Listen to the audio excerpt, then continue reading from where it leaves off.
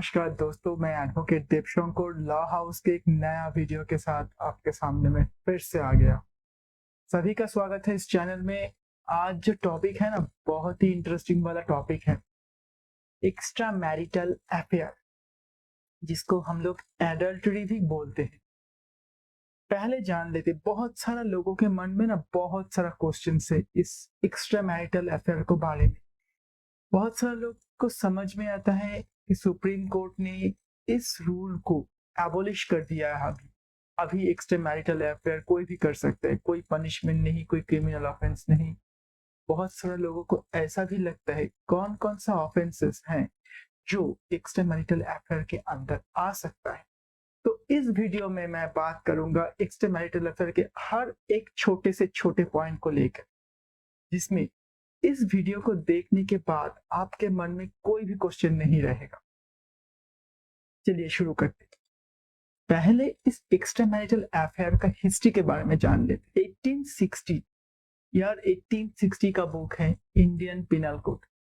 जब ये बुक तैयार हो रहा था तब बहुत सारे लॉ मेकर्स आए, डिसीजंस मेकर्स आए, जो ऑफेंस के बारे में their opinions, there view exchange कर रहे थे। तब एक आदमी था लॉर्ड मैकाले, जो एक डिसीजन मेकर और लॉ मेकर भी था। तो वो प्रपोज किए थे कि इस जो एडल्टरी एक्स्ट्रा मैरिटल अफेयर्स का लॉ है, ये रेदर देन क्रिमिनल, ये पर्सनल ज्यादा है। तो इसको जो कंटेक्स्ट है इंडियन पिनल कोड का, उससे बाहर रखा जाए। तो फिर क्या हुआ, 1830 में एक लॉ कमीशन फाउंड हुआ।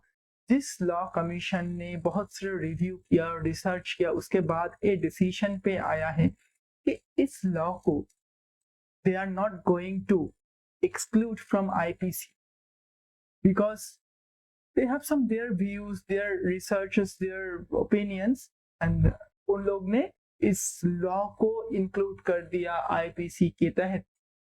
कहाँ पे है आईपीसी का, ये कौन सा सेक्शन में है? आईपीसी का सेक्शन 497 डील करता है इस एडल्टरी या एक्स्ट्रा मैरिटल अफेयर को, but read with section 198 clause 2 of CRPC Code of Criminal Procedure. Okay? अभी हम लोग बात करेंगे किस ऑफेंस को हम लोग एक्स्ट्रा मैरिटल अफेयर में या फिर एडल्ट्री में ला सकते हैं।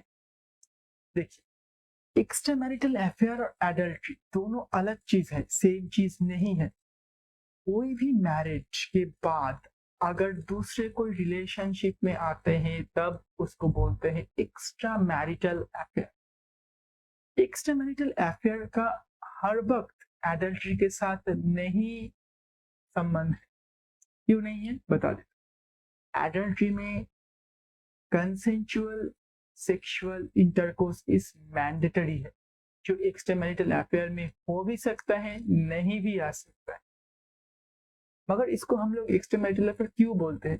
क्योंकि ज्यादा जो लोग हैं, लेमैन्स है ना, तो उन लोगों को एडल्टरी के जो एक टर्म है ना, उसके बारे में ज्यादा नहीं पता है। तो मुझे तो वीडियो में समझाना पड़ेगा ना उन लोगों को, तो इसीलिए मैं एक टर्म यूज कर रहा। ठीक है, अभी आते हैं कौन कौन सा चीज एडल्टरी के अंदर आएगा।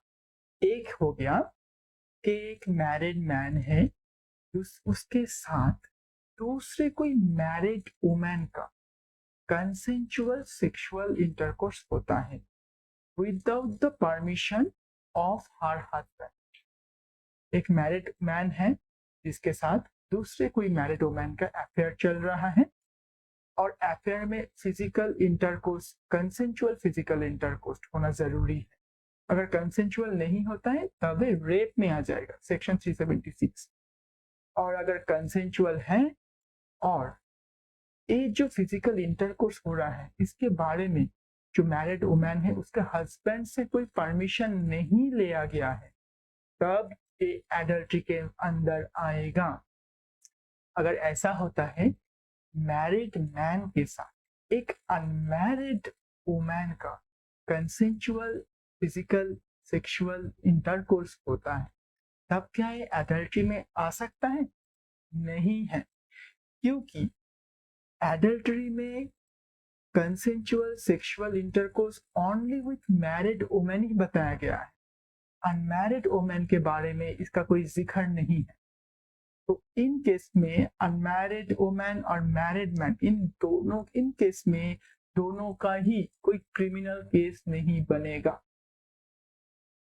और एक चीज, बहुत ही इंटरेस्टिंग चीज, अगर मान लो मैरिड मैन के साथ मैरिड वुमेन का कंसेंचुअल फिजिकल इंटरकोर्स होता है, तब इसको फाइल मतलब कंप्लेन तो किसी को करना है ना, पुलिस में कंप्लेन करना है, उसके बाद ही तो इसका एक क्रिमिनल केस बनता है।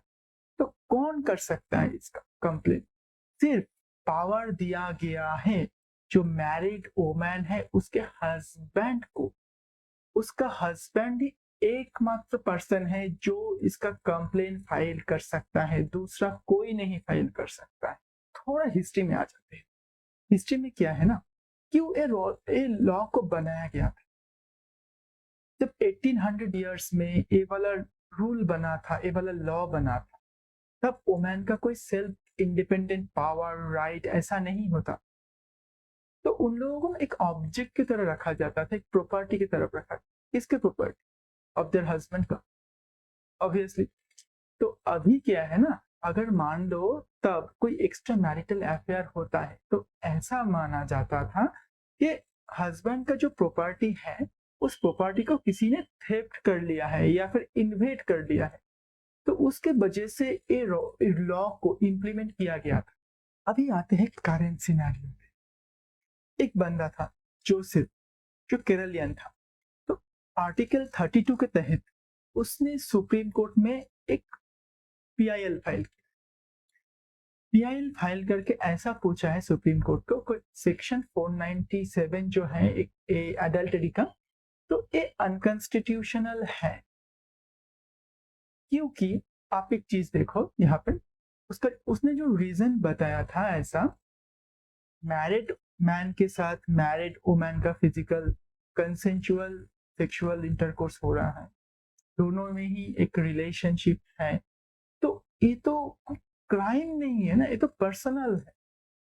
तो सिर्फ जो मैरिड मैन है उसको ही क्यों क्रिमिनल कहा जाएगा?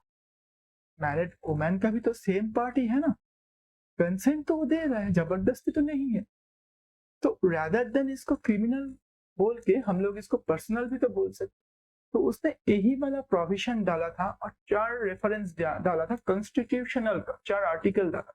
Article 14 of Indian constitution, right of equality, जो मैंने अभी आपको बताया, दोनों का कंसेंचुअल सेक्सुअल इंटरकोर्स है, दोनों का ही इक्वल पनिशमेंट होना चाहिए अगर पनिशमेंट होता है, अगर नहीं होता है तो दोनों का ही पनिशमेंट नहीं होगा। मगर इस केस में सिर्फ मैरिड मैन का पनिशमेंट हो रहा है, मैरिड वुमेन का पनिशमेंट। आर्टिकल 15(1) जिसमें डिस्क्रिमिनेशन हो रहा है बेस्ड ऑन द जेंडर, सिर्फ मैरिड मैन को ही पनिशमेंट मिल रहा है, मैरिड वुमेन को पनिशमेंट नहीं मिल रहा, तो एक डिस्क्रिमिनेशन हो गया ना बेस्ड ऑन जेंडर, जो स्टेट कर रहा है। Article 21 protection of life and personal dignity, जिसमें जो मैंने आपको थोड़ा हिस्ट्री में बताया, पिछले जमाने में तो वाइफ को एक प्रॉपर्टी माना जाता था हस्बैंड का ना। तो अगर कोई कोई फीमेल को या फिर मैरिड वुमेन को अपना प्रॉपर्टी समझे तो ये तो उसका डिग्निटी के अगेंस्ट हो गया है ना। तो इसीलिए इस तीन जो ग्राउंड्स है, इस ग्राउंड के वजह से जोसेफ का बंदा जो है, जोसेफ नाम का जो बंदा है, उसने एक पीआईएल फाइल किया था under article 32 of Indian constitution, supreme court. तो बहुत सालों तक ये जो केस है चला, सुनवाई हुआ, बहुत सारा आर्गुमेंट्स आया, अपोनेंट्स हुआ, बहुत सारा क्रॉस एग्जामिनेशन, री एग्जामिनेशन, बहुत कुछ हुआ। तो उसके बाद 2018 में कोर्ट ने एक डिसीजन सुनाया जो एकदम यूनिक था, और 1816 वाला जो रूल है उसको स्ट्रक डाउन कर नहीं हो रहा, एक हो गया। तो जजमेंट में सुप्रीम कोर्ट ने ऐसा बताया है कि अगर किसी वुमेन को, अगर किसी मैरिड वुमेन को उसका हस्बैंड एज ए प्रॉपर्टी या फिर कोई ऑब्जेक्ट ट्रीट करता है, तब तो वो उसका डिग्निटी के खिलाफ हो गया ना, डिग्निटी के अगेंस्ट हो गया, तो उसको डिस्क्रिमिनेशन मिल रहा है ना। तो एक तो रीजन हो गया। दूसरा रीजन है राइट टू प्राइवेसी। तो वुमेन का खुद का लाइफ जीने का हक है, तो उसका राइट टू प्राइवेसी भी होना चाहिए अंडर इंडियन कॉन्स्टिट्यूशन। ये तो एक सेकेंड पार्ट हो गया। और नंबर 3 है कि अगर एक कंसेंचुअल है तो ये तो rather देन क्रिमिनल केस, ये तो सिविल केस होना चाहिए ना। लाइक डिवोर्स, डिवोर्स का एक ग्राउंड भी है अडल्टरी। उसका जो लिंक है ना मैं आई बटन पे दे दूंगा, आप देख लेना। तो ये सब 3 कंडीशंस जो है दे आर वैलिड। तो स्टेट क्या कर रहा है, अभी क्रिमिनलाइजेशन कर रहा है सिर्फ हस्बैंड को, वाइफ को नहीं कर रहा है। अगर अनमैरिड वुमेन है तो किसी का पनिशमेंट नहीं हो रहा है। अगर मैरिड वुमेन है तो उसका हस्बैंड, मतलब वाइफ का हस्बैंड सिर्फ कंप्लेन कर सकता है। क्यों वाइफ का हस्बैंड कंप्लेन कर सकता है? यही तो सवाल है ना, कि उसका प्रॉपर्टी है इसीलिए तो प्रॉपर्टी चोरी हो गया या फिर इन्वेड हो गया, इसीलिए तो कंप्लेन कर रहे हैं ना। तो इन वजह से कोर्ट ने जो 1860 वाला रूल है उसको स्ट्रक डाउन कर दिया है और क्रिमिनल इशू को छोड़ के इसको सिविल इशू कर दिया है। सिविल इशू मतलब डिवोर्स हो सकता है, दूसरा कुछ भी हो सकता है। एक चीज यहाँ पे याद रखना जो बहुत इंपॉर्टेंट है, कोर्ट ने सिविलियंस के लिए तो ये रूल को स्ट्रक डाउन कर दिया है, मगर आर्मी पर्सनल या फिर डिफेंस पर्सनल के लिए ये रूल को स्ट्रक डाउन नहीं किया है।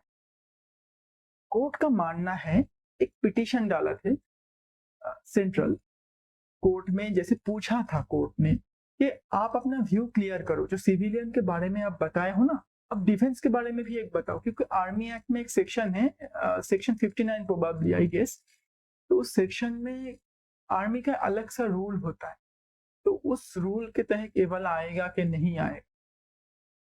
तब कोर्ट ने डिसीजन दिया, जो जिसका जजमेंट अभी जनवरी 23 में, जनवरी 30 या फिर जनवरी 30 23 में आया था। तो कोर्ट ने ऐसा बोला है, अगर कोई आर्मी ऑफिसर है या फिर डिफेंस पर्सनल है जिसका अगर मोरल वैल्यू ही खत्म हो जाता है, तब उसका ड्यूटी के साथ professional as well as personal life में भी प्रॉब्लम हो। जैसे मान लो एक आर्मी ऑफिसर जो घर से बहुत दूर बॉर्डर पे ड्यूटी कर रहा है, तो उसका घर पे भी तो कुछ है, जिसके घर पे भी कोई है जिसके लिए वो टेंशन रहता है क्या होगा क्या नहीं होगा। तो इन सब चीजों को मद्देनजर रखते हुए कोर्ट ने ये चीज बोला है कि जो सेक्शन 497 वाला सेक्शन है, ये सिर्फ सिविलियंस के लिए स्ट्रक डाउन होगा, डिफेंस पर्सनल के लिए जैसा है ऐसा ही रहेगा। क्योंकि जब ये केस फाइल हुआ था तब डिफेंस वाला सेक्शन कोर्ट के सामने नहीं लाया गया था, एंड कोर्ट ने जजमेंट सुनाया था उसके बेसिस पे, जितना कोर्ट के सामने। कोर्ट को भी तो डिसीजन लेना पड़ता है ना किसी इंसिडेंट के बारे में, किसी इंसिडेंट को देखते हुए। इसका अभी 2-3 क्वेश्चंस आते हैं। पहला तो कौन कंप्लेन कर सकता है इस एडल्ट्री के बारे में? तो अभी तो कोई कंप्लेन नहीं कर सकता है, क्योंकि जो पहले का रूल था मैरिड वुमेन का हस्बैंड कर सकता था, इस जजमेंट के बाद कंप्लेन नहीं हो सकता है। नंबर 2, क्या पनिशमेंट है एडल्ट्री का? एडल्ट्री का पनिशमेंट था 5 years ऑफ इम्प्रिजनमेंट और फाइन, और बोथ, जो अभी फिलहाल के लिए स्ट्रक डाउन कर दिया फॉर द सिविलियंस। आर्मी के लिए अलग सा रूल है जो मैं बताया आपको। और एक चीज कि अगर कंसेंचुअल सेक्सुअल इंटरकोर्स है तब इसको क्रिमिनल ऑफेंस में लाया जा सकता है या नहीं। Consensual sexual intercourse between a married man and a married woman shall not constitute the offense of rape, and इसको adultery भी हम लोग नहीं ला सकते हैं। लॉजिकल एनालिसिस है उसका करते हुए आर्टिकल 21 में साफ साफ बताया है protection of life and personal dignity. तो हर पर्सन का ये वाला हक है कि उसका लाइफ उसके मर्जी से जीने के लिए, अगर इसके लिए क्रिमिनल ऑफेंस नहीं होगा, इसके लिए सिविल ऑफेंस को सीक कर सकता है। सिविल ऑफेंस मतलब डिवोर्स को। उम्मीद है इस वीडियो को देखने के बाद आपका सारे कंफ्यूजन रिगार्डिंग एक्स्ट्रामैरिटल अफेयर या फिर एडल्टरी के बारे में जो भी था आपके मन में, सब मैंने सॉल्व कर दिया होगा। अगर इस वीडियो को आपको अच्छा लगता है एक लाइक भी डाल देना और इस चैनल को एक बार सब्सक्राइब भी कर देना। और मैं नया नया वीडियो लाता रहता हूँ, regarding legal topics. Bell icon को भी दबा देना ताकि जब भी मैं वीडियो अपलोड करूं आपके पास नोटिफिकेशन आ जाए। Thank you.